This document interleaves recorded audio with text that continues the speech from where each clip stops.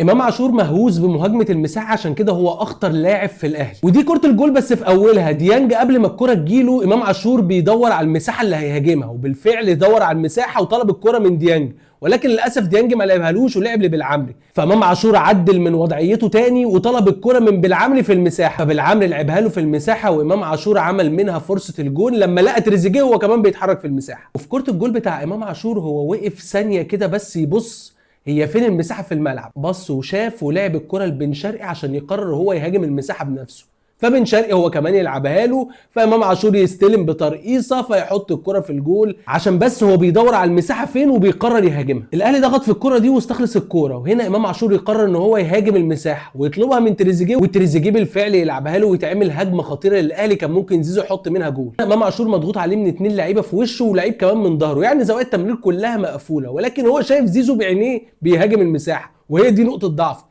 فقرر امام عاشور ان هو يلعب الكوره من وسط لعيبه المقاولين عشان يدي فرصه خطيره جدا لزيزو كان ممكن تخلص برده بهدف. وهنا امام عاشور من قبل خط النص نزل يستلم من خط دفاع الاهلي، بس لقى مروان عثمان بيهاجم المساحه، فيقرر ان هو يلعبها برده لمروان عثمان من غير ما يبني هجمه ومن غير ما يعمل اي حاجه في المساحه اللي فاضيه. امام عاشور مهووس بمهاجمه المساحه، لذلك هو اخطر لعيب في النادي الاهلي.